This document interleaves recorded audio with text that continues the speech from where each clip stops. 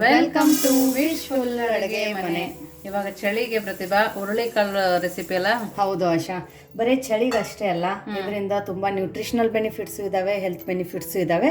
So first of all ನಾವು ಹುರುಳಿನ ಯಾವ ಥರ ತಗೊಳ್ಳೋದು ಅಂತ ನೋಡೋಣ. ಇದು ಆ್ಯಕ್ಚುಲಿ ನಾವು ಬೆಳೆದಿರೋದು ಹುರುಳಿಕಾಳು, ನಾವು ಗದ್ದೆಯಲ್ಲಿ ಬೆಳೆದಿರೋದು. ಸೊ ನಿಮಗೆ ಯಾವ ಥರ ಸಿಗುತ್ತೆ ಆದಷ್ಟು ಆರ್ಗ್ಯಾನಿಕ್ ಸಿಕ್ಕಿದ್ರೆ ಯೂಸ್ ಮಾಡಿ. ಹೆಲ್ತ್ ಬೆನಿಫಿಟ್ಸು ಮತ್ತು ನ್ಯೂಟ್ರಿಷನಲ್ ಬೆನಿಫಿಟ್ಸ್ ಎರಡೂ ಮುಂದೆ ವಿಡಿಯೋದಲ್ಲಿ ಹೇಳ್ತೀನಿ. ಮತ್ತು ಯಾರು ತಿನ್ನಬಾರ್ದು ಅಂತಾನು ನಾನು ನಿಮಗೆ ಮುಂದೆ ಹೇಳ್ತೀನಿ ಹುರುಳಿನ. ಸೊ ನೋಡಿ, ಇವಾಗ ಇಲ್ಲಿ ಹುರುಳಿ ತಗೊಂಡಿರೋದು, ಹುರುಳಿನ ತಗೊಂಡ್ಬಿಟ್ಟು ಇದನ್ನು ನಾವು ಜಡಿ ಮಾಡಬೇಕು. ಈ ಥರ ದಪ್ಪ ಜಡಿ ಇರುತ್ತಲ್ಲ, ಇದನ್ನು ಜಡಿ ಮಾಡಬೇಕು. ಯಾಕಂದರೆ ಏನೇ ವೇಸ್ಟ್ ಇರುತ್ತಲ್ಲ, ಹೌದು, ಕಸ ಎಲ್ಲ ಇರುತ್ತೆ, ಅದೆಲ್ಲ ಕೆಳಗಡೆ ಬೀಳುತ್ತೆ. ಸೊ ಇವಾಗ ಏನು ಮಾಡೋಣ ಅಂದರೆ, ಇದನ್ನು ನಾವು ಜಡಿ ಮಾಡಾಗೈತಲ್ಲ, ಸೊ ಇದು ಹುರುಳಿನ ಇವಾಗ ಒಂದು ಬಟ್ಟೆ ಮೇಲ್ಗಡೆ ಹಾಕೊಳ್ಳೋಣ. ನೋಡಿ, ಇಲ್ಲಿ ನಾನು ಕಾಟನದ್ದು ವೈಟ್ ಕಲರ್ ಬಟ್ಟೆ ತೊಗೊಂಡಿದ್ದೀನಿ. ಕಾಟನ್ ಬಟ್ಟೆನೇ ಪ್ರೆಫರ್ ಮಾಡಿ. ಇದ್ರ ಮೇಲ್ಗಡೆ ನಾನು ಹುರುಳಿನ ಹಾಕ್ಕೊಂಡಿದ್ದೀನಿ. ನಿಮ್ಗೆ ಎಷ್ಟು ಕ್ವಾಂಟಿಟಿದು ಮಾಡಬೇಕು ಅಷ್ಟು ಹುರುಳಿನ ಹಾಕೊಳ್ಳಿ. 1 ಕಪ್ಪು 2 ಕಪ್ಪು ಅಥವಾ 1 ಮಂತಕ್ಕೆ ಮಾಡ್ಕೋತಾ ಇದ್ರೆ ಸೊ ಈ ಥರ ನೀವು ಹಾಕ್ಕೊಂಡ್ಬಿಟ್ಟು ಇದೊಂದು ಸ್ವಲ್ಪ ಸ್ಪ್ರೆಡ್ ಮಾಡೋಣ. ಸ್ಪ್ರೆಡ್ ಮಾಡಿಬಿಟ್ಟು ಇವಾಗ ಒಂದು ಸ್ವಲ್ಪ ಇಷ್ಟು ನೀರನ್ನು ಚಿಮ್ಡಿಸೋಣ. ಯಾಕಂದರೆ ಒಳಗಡೆ ಕಸ ಎಲ್ಲ ಇರುತ್ತಲ್ಲ, ಸೊ ಹಾಗಾಗಿ ತೊಳೆದ್ಬಿಟ್ಟು ನಾವು ಹಾಕೋಕ್ಕಾಗಂಗಿಲ್ಲ. ಹಾಗಾಗಿ ಒಂದು ಸ್ವಲ್ಪ ನೀರನ್ನು ಚಿಮ್ಡಿಸಿ ಇದ್ರ ಮೇಲ್ಗಡೆ ಇದು ಡಸ್ಟನ್ನು ಎಲ್ಲ ನಾವು ಒರೆಸ್ಕೋಬೇಕು. ನೋಡಿ ಈ ಥರ, ಯಾಕಂದರೆ ಇದು ನೆನಿಬಾರ್ದು. ನಾವು ತೊಳೆದ್ಬಿಟ್ಟು ಹಾಕ್ತೀವಿ ಅಂದರೆ ನೆನೆಯುತ್ತೆ. ಹಾಗಾಗಿ ಸ್ವಲ್ಪ ನೀರನ್ನು ಹಾಕಿಬಿಟ್ಟು ಈ ಥರ ಒರೆಸ್ಕೋಬೇಕು. ಅವಾಗೆಲ್ಲ ಡಸ್ಟನ್ನು ಕೂಡ ಹೊರಗಡೆ ಬರುತ್ತೆ. ನೋಡಿ, ಇವಾಗ ಒರೆಸ್ಕೊಂಡು ಆದ ತಕ್ಷಣ ನೆಕ್ಸ್ಟ್ ಇವಾಗ ನಾವು ಏನು ಮಾಡೋಣ ಅಂದರೆ, ಇದನ್ನ ಪಕ್ಕಕ್ಕೆ ಇಡೋಣ. ನೋಡಿ, ಇಲ್ಲಿ ಒಂದು ಪ್ಯಾನನ್ನು ಇಟ್ಕೊಂಡಿದ್ದೀನಿ. ನೀವು ಕಡಾಯಿನೂ ಕೂಡ ಇಟ್ಕೋಬೋದು. ಇವಾಗ ನಾವು ಒರೆಸ್ಕೊಂಡಿರುವಂಥ ಹುರುಳಿನ ಇದ್ರ ಒಳಗಡೆ ಹಾಕ್ಕೊಳ್ಳೋಣ. ಇವಾಗ ಇದನ್ನು ಮೀಡಿಯಮ್ ಫ್ಲೇಮಲ್ಲಿ ನಾವು ಹುರ್ಕೋಬೇಕು. ಸೊ ಇವಾಗ ಇದನ್ನು ಹುರಿಬೇಕಾದ್ರೆ ಒಂದು ಸ್ವಲ್ಪ ಟೈಮ್ ತಗೊಳುತ್ತೆ. ಮೀಡಿಯಮ್ ಫ್ಲೇಮಲ್ಲಿ ಇದು ಹುರಿದ ತಕ್ಷಣ ಇದ್ರದ್ದೊಂದು ಘಮ ಬರುತ್ತೆ. ಆ ಘಮ ಬಂದಾಗ ನಮ್ಗೆ ಗೊತ್ತಾಗುತ್ತೆ ಹುರುಳಿ ಹುರಿದಿದೆ ಅಂತ. ಸೊ ತುಂಬ ಹೈ ಫ್ಲೇಮಲ್ಲಿನೂ ಕೂಡ ಹುರ್ಕೋಬೇಡಿ, ಲೋ ಫ್ಲೇಮಲ್ಲಿನೂ ಬೇಡ. ಮೀಡಿಯಮ್ ಫ್ಲೇಮಲ್ಲಿ ನಾವು ಹುರುಳಿನ ಮಧ್ಯದಲ್ಲಿ ಈ ಥರ ಕೈ ಆಡಿಸ್ಕೊಂಡು ಹುರ್ಕೊಳ್ಳೋಣ. ಸೊ ಇನ್ನೂ ಯಾರು ನೀವು ನಮ್ಮದು ವಾಟ್ಸಪ್ ಗ್ರೂಪ್ ಲಿಂಕನ್ನು ಜಾಯಿನ್ ಆಗಿಲ್ಲ ಅಂದರೆ, ವಿಶ್ಫುಲ್ ಅಡುಗೆ ಮನೆ ವಾಟ್ಸಪ್ ಗ್ರೂಪ್ ಲಿಂಕನ್ನು ನಾನು ಡಿಸ್ಕ್ರಿಪ್ಷನ್ ಬಾಕ್ಸಲ್ಲಿ ಕೊಟ್ಟಿದ್ದೀನಿ. ಆ ಲಿಂಕ್ ಮೇಲೆ ಕ್ಲಿಕ್ ಮಾಡಿದರೆ ಸಾಕು, ನೀವು ನಮ್ಮ ಜೊತೆ ಕನೆಕ್ಟ್ ಆಗ್ತೀರಾ. ನಿಮ್ಗೆ ಏನೇ ಕ್ವೆರೀಸ್ ಆಗಲಿ ಅಥವಾ ಪರ್ಟಿಕ್ಯುಲರ್ ಆಗಿ ನಿಮ್ಗೆ ಏನಾದರೆ ಹೆಲ್ತ್ ಬೆನಿಫಿಟ್ಸು ಅಥವಾ ನ್ಯೂಟ್ರಿಷನ್ ರಿಲೇಟೆಡು ಅಥವಾ ಐರನ್ನು ಪ್ರೋಟೀನ್ ರಿಚ್ ರೆಸಿಪೀಸ್ಗಳು ನಿಮ್ಗೆ ಏನಾದರೆ ಬೇಕಂದರೆ ನೀವು ಅಲ್ಲಿ ನಮಗೆ ಮೆಸೇಜ್ ಹಾಕ್ಬೋದು.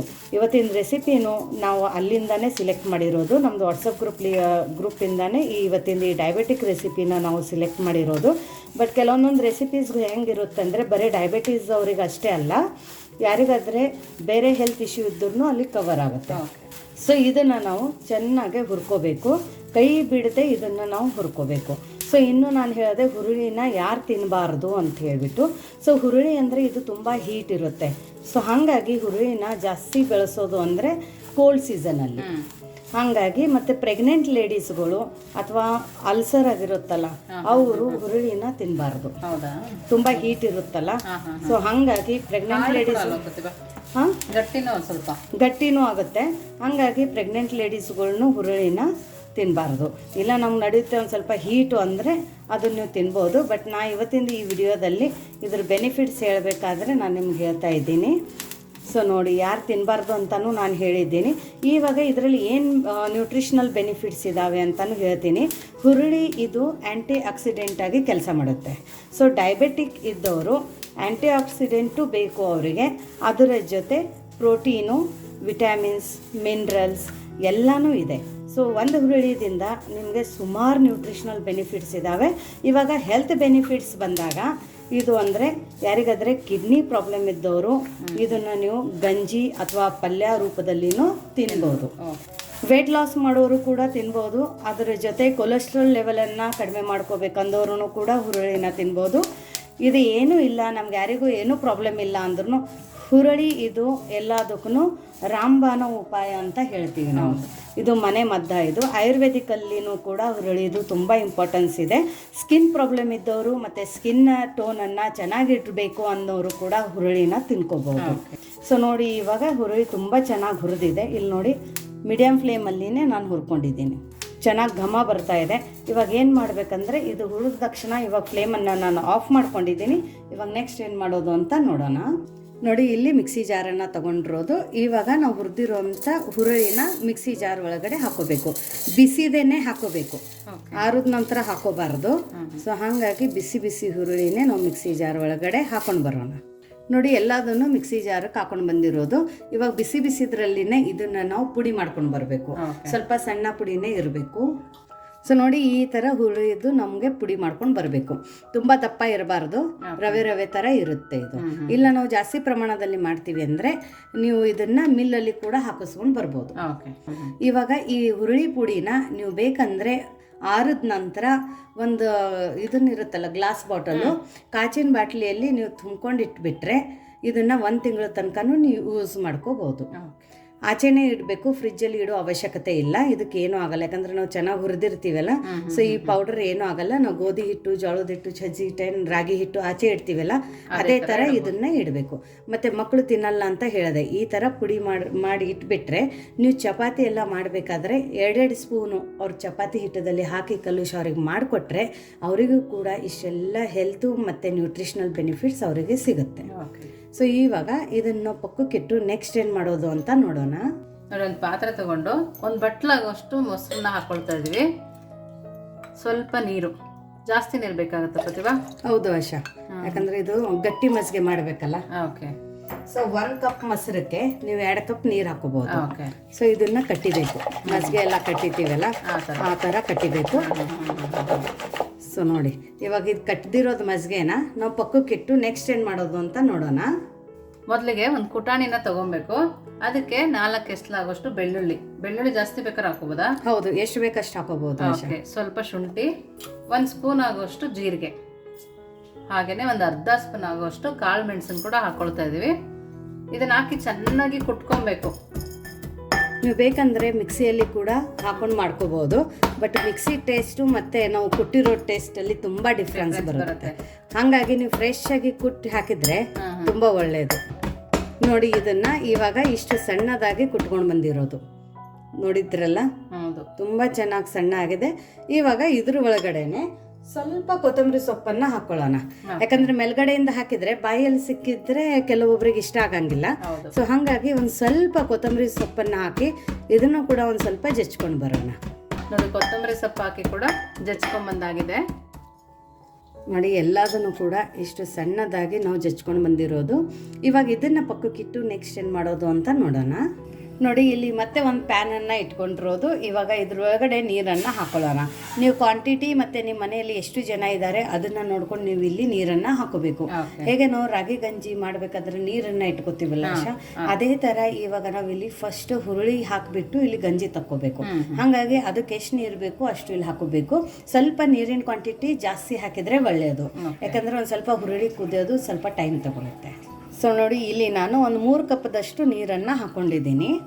ಇದನ್ನು ಚೆನ್ನಾಗಿ ಕುದಿ ಬರೋಕ್ಕಿಂತ ಮುಂಚೆನೇ ಆಶಾ ನಾವೇನು ಹುರುಳಿ ಪೌಡ್ರ್ ಮಾಡ್ಕೊಂಡಿದ್ವಲ್ಲ ಅದನ್ನು ಹಾಕೊಳ್ಳೋಣ. ಇಲ್ಲಿ ನಾನು 2 ಸ್ಪೂನಷ್ಟು ಹಾಕೋತಾ ಇದ್ದೀನಿ, ಯಾಕಂದರೆ ತುಂಬ ಜಾಸ್ತಿ ಗಟ್ಟಿ ಆಗಬಾರ್ದು ಅಂಥೇಳಿ. ಸೊ ಇದನ್ನು ಮಿಕ್ಸ್ ಮಾಡ್ಕೊಳ್ಳೋಣ. ಇಲ್ಲಿ ನಾನು ರೇವಿಗೆ ತೊಗೊಂಡಿದ್ದೀನಿ ಚೆನ್ನಾಗಿ ಮಿಕ್ಸ್ ಆಗುತ್ತೆ ಅಂತ.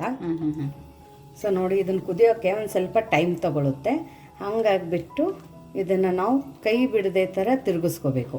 ಇದೇನು ತಳ ಅಂಟುತ್ತಂತ ಇಲ್ಲ, ಏನಿಲ್ಲ, ಚೆನ್ನಾಗೇ ಆಗುತ್ತೆ. ಬಟ್ ದಪ್ಪ ತಳ ಇರೋ ಪಾತ್ರೆನ ನೀವು ಇಲ್ಲಿ ತಗೊಳ್ಳಿ. ಸೊ ನೋಡಿ ಇದು ಈ ಥರ ಕುದಿ ಬಂದಿದೆ. ಕುದಿ ಬರ್ತಾ ಇದ್ದಂಗೆ ಕುದೀತಾ ಇರಬೇಕಾದ್ರೆ ಇದ್ರ ಕಲರು ಕೂಡ ಚೇಂಜ್ ಆಗುತ್ತೆ. ಹೌದು, ಒಂಥರ ಶೈನ್ ಬರುತ್ತೆ. ಇದು ಹೆಂಗಂದರೆ ಎಣ್ಣೆ ಬೆಣ್ಣೆ ತುಪ್ಪ ಏನೂ ಇಲ್ಲದೆ ಈ ಥರ ಒಂದು ನಾವು ಹುರುಳಿಯಿಂದ ಒಂದು ರೆಸಿಪಿನ ಮಾಡ್ಕೋಬಹುದು. ಮತ್ತು ಇದು ಚೆನ್ನಾಗಿ ಕುದಿಸ್ಬೇಕು. ಹಸಿ ಬಿಸಿ ಇದ್ರೆ ಹೊಟ್ಟೆ ನೋವು ಬರುತ್ತೆ. ಹೌದೌದು, ಮೀಡಿಯಂ ಫ್ಲೇಮಲ್ಲಿನೇ ಇಟ್ಕೊಂಡು ಕುದಿಸ್ಕೋಬೇಕು. ಎಷ್ಟು ಸಣ್ಣ ಇಟ್ಟು ನಾವು ಇದನ್ನ ಒಂದು 10 ನಿಮಿಷ ಆದರೆ ಕುದಿಸ್ಬೇಕು. ನೋಡಿ ಮಧ್ಯ ಮಧ್ಯದಲ್ಲಿ ಕೈ ಆಡಿಸ್ತಾ ಇದನ್ನು ಕುದಿಸ್ಬೇಕು. ಇವಾಗ ನೋಡು, ಇವಾಗ ಇದ್ರ ಒಳಗಡೆ ನಾವು ಫ್ಲೇಮನ್ನು ಸಣ್ಣ ಇಟ್ಬಿಟ್ಟು ಇವಾಗ ಇದ್ರ ಒಳಗಡೆ ನಾವು ಕುಟ್ಕೊಂಡು ಇಟ್ವಲ್ಲ ಮಸಾಲ ಅದನ್ನ ಹಾಕೋಣ. ಸೊ ನೋಡಿ ನಾವು ಕುಟ್ಕೊಂಡು ಇಟ್ಕೊಂಡಿದ್ವಲ್ಲ ಆ ಮಸಾಲೆನ ಇದ್ರ ಒಳಗಡೆ ಹಾಕೊಳ್ಳೋಣ. ಇದು ಅಂದ್ರೆ ಆಶಾ ಶೀತ, ಕೆಮ್ಮು, ನೆಗಡಿ ಏನೇ ಬಂದ್ರೂ ಇದನ್ನ ಮಾಡ್ಕೊಂಡು ಕುಡಿಬೋದು ಪ್ರತಿಭಾ. ಜ್ವರ ಬಂದ್ರೂ, ಮೈಕೈ ನೋವಿದ್ರೂ ಈ ಮಸಾಲ ಹಾಕಿ ಹುರುಳಿ ಅಂಬ್ಲಿನ ಕುಡಿತಾ ಇದ್ರೆ ಆರಾಮ್ ಅನ್ಸುತ್ತೆ. ಹೌದು, ಇವಾಗ ಯಾಕಂದ್ರೆ ಶೀತ ಕೆಮ್ಮು ಇದ್ದಾಗ ನಾವು ಮಜ್ಜಿಗೆ ಮೊಸರು ತಿನ್ನೋಕ್ಕಾಗಂಗಿಲ್ಲ. ಅವಾಗ ಇದ್ರೊಳಗಡೆ ಇನ್ನೊಂದ್ ಸ್ವಲ್ಪ ನೀವು ನೀರನ್ನ ಹಾಕೊಳ್ಳಿ. ನೀರನ್ನ ಹಾಕೊಂಡು ತಿಳಿ ಗಂಜಿ ತರ ಮಾಡ್ಕೊಳ್ಳಿ. ಇವಾಗ ಯಾಕಂದ್ರೆ ಮೆಣಸು, ಜೀರಿಗೆ, ಶುಂಠಿ, ಬೆಳ್ಳುಳ್ಳಿ ಎಲ್ಲ ಇರೋದ್ರಿಂದ ಗಂಟ್ಲಲ್ಲಿ ಏನಾದ್ರೆ ಇರಿಟೇಷನ್ ಇದೆ, ಕೆಮ್ಮಿದೆ, ಕಫ ಇದೆ, ಮೈಕೈ ನೋವು ಇದೆ ಅಂದ್ರೆ ಇದೆಲ್ಲಾನು ನಿಮ್ಗೆ ಕಡಿಮೆ ಮಾಡುತ್ತೆ. ನಿಮ್ಗೆ ಯಾವುದು ಮೆಡಿಸಿನ್ಸು ಬೇಕಾಗಿಲ್ಲ. ಸೊ ಎಷ್ಟು ಸಾಧ್ಯನಾ ಅಷ್ಟು ನಾವು ಆಯುರ್ವೇದಿಕ್ ಆಗಿ ಮತ್ತೆ ಮನೆಯಲ್ಲಿ ಮನೆ ಮದ್ದನ್ನ ಮಾಡ್ಕೊಂಡು ತಿಂತಾ ಇದ್ರೆ ನಮ್ದು ಹೆಲ್ತ್ ಮತ್ತೆ ಆಯು ಎರಡು ಜಾಸ್ತಿ ಆಗುತ್ತೆ. ಇಮ್ಯುನಿಟಿ ಕೂಡ ಬೂಸ್ಟ್ ಆಗುತ್ತೆ. ಸೊ ನೋಡಿ, ಇವಾಗ ಇನ್ನ ಇದಕ್ಕೆ ಉಪ್ಪು ಹಾಕಿಲ್ಲ. ನೋಡಿ, ಇವಾಗ ರುಚಿಗೆ ಉಪ್ಪನ್ನ ಹಾಕೊಳ್ಳೋಣ. ಇವಾಗ ಇದನ್ನ ತಿರುಗಿಸ್ಕೊಳ್ಳೋಣ. ಇದು ಹೊಲ ಗದ್ದೆಗೆ ಹೋಗೋರು ಪ್ರತಿಭಾ ಬೆಳಗ್ಗೆನೆ ಕುಡ್ಕೊಂಡು ಹೋಗ್ತಾರೆ, ಬೇಗ ಹಸು ಆಗಲ್ಲ ಅಂತ. ಇವಾಗ ನೋಡಿ, ಇದು ತುಂಬಾ ಚೆನ್ನಾಗಿ ಕುದ್ದಿದೆ ಅಲ್ಲ ಆಶಾ. ಸೊ ಶೀತ ಕೆಮ್ಮ ಇದ್ದವರು ಮಾತ್ರ ಇದೇ ತರ ಕುಡಿಬೇಕು. ಇವಾಗ ಫ್ಲೇಮ್ ಅನ್ನ ಆಫ್ ಮಾಡ್ಕೊಳ್ಳೋಣ. ಫ್ಲೇಮ್ ಅನ್ನ ಆಫ್ ಮಾಡ್ಕೊಂಡು ಇವಾಗ ನಾವು ಮಜ್ಜಿಗೆ ಮಾಡ್ಕೊಂಡು ಇಟ್ಕೊಂಡಿದ್ವಲ್ಲ, ಆ ಮಜ್ಜಿಗೆನ ಇವಾಗ ಇದ್ರ ಒಳಗಡೆ ಹಾಕೊಳ್ಳೋಣ. ಸೊ ನೋಡಿ, ನಿಮ್ಗೆ ಎಷ್ಟು ಬೇಕು ಅಷ್ಟು ಮಜ್ಜಿಗೆನ ಇದ್ರ ಒಳಗಡೆ ಹಾಕೊಳ್ಳಿ. ಫ್ಲೇಮನ್ನು ಆಫ್ ಮಾಡಿಬಿಟ್ಟು ಹಾಕೊಳ್ಳಿ. ಮತ್ತು ಡಯಾಬಿಟಿಕ್ ಇದ್ದವರು ಇನ್ನೂ ಒಂದಂದರೆ, ಈ ಥರ ಹುರುಳಿ ಗಂಜಿ ಅಥವಾ ಹುರುಳಿ ಆಮ್ಲಿನ ಕುಡಿಬೇಕಂದ್ರೆ ಬೆಳಗ್ಗೆನೆ ಆ್ಯಸ್ ಅ ಬ್ರೇಕ್ಫಾಸ್ಟ್ ಅಂತನೂ ಕೂಡ ಈ ಹುರುಳಿ ಆಮ್ಲಿನ ಕುಡ್ಕೊಳ್ಳಿ. ಸೊ ಇವಾಗ ಆಶಾ ಇದನ್ನು ನಾವು ಸರ್ವ್ ಮಾಡೋಣ. ಸೊ ನೋಡಿ, ಇವತ್ತೇ ನಾವು ಉತ್ತರ ಕರ್ನಾಟಕ ಸ್ಟೈಲಲ್ಲಿ ಒಂದು ಹೆಲ್ದಿ ನಾವು ಗಂಜಿನ ಕುಡಿಯೋಣ ಅಂತೆ. ಇದ್ರ ಬೆನಿಫಿಟ್ಸು ಕೂಡ ನಿಮಗೆ ಹೇಳಿದ್ದೀನಿ. ಸೊ ಅದರ ಜೊತೆ ಎಲ್ಲ ಟಿಪ್ಸು ಕೂಡ ಹೇಳಿದ್ದೀನಿ. ಎಲ್ಲನೂ ಫಾಲೋ ಮಾಡಿ. ಸೊ ನೋಡಿ, ಈ ಥರ ನಾವು ಗಂಜಿನ ಒಂದು ತಟ್ಟೆಯಲ್ಲಿ ಹಾಕೊಂಡು ಕುಡಿತೀವಿ ನಮ್ಮ ಸೈಡು. ಹೌದು ಪ್ರತಿಭಾ, ನಾವು ಹಂಗೇನೆ ಹಾಗೆ ಗಂಜಿ ಮಾಡಿ ಇದೇ ಥರ ಕುಡಿಯೋದು. ಇಲ್ಲ ಯಾರಿಗಾದರೆ ಗ್ಲಾಸಲ್ಲಿ ಹಾಕಿ ಕೊಡಬೇಕಂದ್ರೆ ಮನೆಗೆ ಬಂದವರಿಗೂ ಕೂಡ ಟೀ ಕಾಫಿ ಬದಲಾಗಿ ನೀವು ಈ ಥರ ಒಂದು ಹೆಲ್ದಿ ಡ್ರಿಂಕನ್ನು ಕುಡ್ಬೋದು. ನೋಡಾಶ, ಮಕ್ಕಳಿಗೂ ಕೂಡ ಈ ಥರ ನೀವು ಗ್ಲಾಸಲ್ಲಿ ಹಾಕಿ ಸರ್ವ್ ಮಾಡ್ಬೋದು. ಆಟ ಆಡಿ ಬಂದ ತಕ್ಷಣ ಅಥವಾ ಬೆಳಗ್ಗೆ ಸ್ಕೂಲಿಗೆ ಕಾಲೇಜಿಗೆ ಹೋಗೋಕ್ಕಿಂತ ಮುಂಚೆ, ನೀವು ವಾಕಕ್ಕೆ ಹೋಗೋಕ್ಕಿಂತ ಮುಂಚೆನೂ ಈ ಥರ ಒಂದು ಹೆಲ್ದಿ ಡ್ರಿಂಕನ್ನು ನೀವು ಕುಡಿದ್ಬಿಟ್ರೆ ನಿಮಗೆ ಎಲ್ಲಿ ಏನು ಹೆಲ್ತ್ದು ಇಶ್ಯೂಸ್ಗಳು ಬರೋಂಗಿಲ್ಲ. ಹೇಗಿದೆ ಆಶಾ? ತುಂಬಾನೇ ಚೆನ್ನಾಗಿದೆ ಪ್ರತಿಭಾ, ಸೂಪರ್ ಆಗಿದೆ. ಒಂದು ಗ್ಲಾಸ್ ಫುಲ್ ಕುಡಿದ್ಬಿಡ್ಬೋದು. ಹೌದಲ್ಲ? ಹೌದು. ಬಾಯಲ್ಲಿ ಮೆಣಸು, ಜೀರಿಗೆ ಅದು ತುಂಬಾ ಚೆನ್ನಾಗಿ ಅನ್ನಿಸ್ತಾ ಇದೆ. ಹೌದಲ್ಲ? ಸೊ ನೋಡಿ, ಈ ಥರ ಒಂದು ಹೆಲ್ದಿ ಡ್ರಿಂಕನ್ನು ನೀವು ಕುಡೀರಿ, ನೀವು ಚೆನ್ನಾಗಿರಿ, ನಿಮ್ಮ ಆರೋಗ್ಯನ ನೀವು ಕಾಪಾಡ್ಕೊಳ್ಳಿ.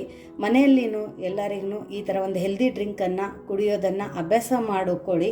ಸೊ ಮತ್ತೆ ಸಿಗೋಣ ನಾವು ಇದೇ ಥರ ಹೊಸ ಹೊಸ ರೆಸಿಪಿ ಜೊತೆ. ವಿಶ್ಫುಲ್ ಅಡುಗೆ ಮನೆಯಲ್ಲಿ. Thank you.